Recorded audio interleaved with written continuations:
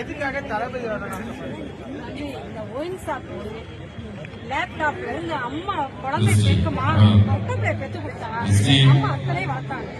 அடுத்து விஜய் தான் மொட்டப்பிள்ளை பெற்றாலும் சரி பையனை பெற்றாலும் சரி ஒரு ஒழுக்கத்துக்கு விஜய் தான் வரணும். உதயநிதி ஆகவே ஆகாது. கண்டிப்பா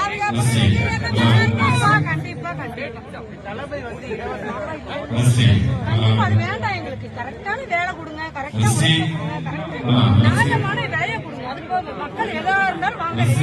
இலவசம்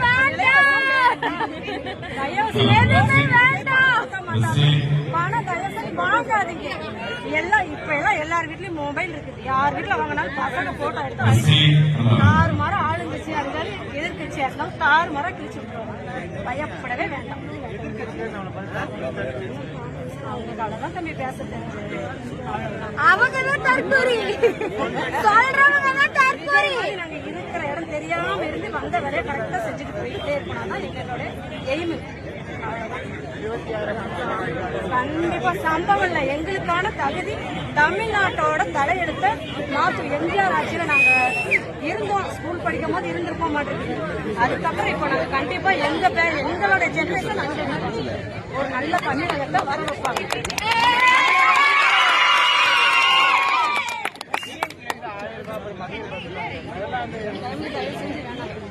₹1000 கொடுத்து போட்டேன்.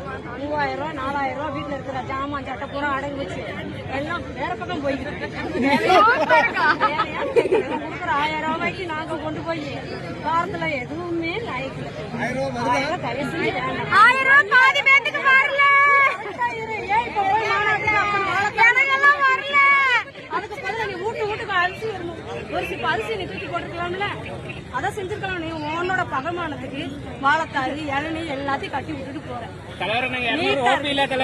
வரான் அவன் எங்க ஆளு எப்படி இருக்குது பாரு. ஆடம்பரம் இருக்கிறார் கொடி மக்கள் மனசுல பதியணுன்றதுதான் இந்த கொடி கூட. இல்லைன்னா அதுவும் தேவை.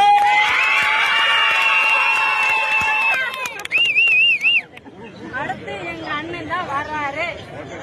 சொல்லுங்க.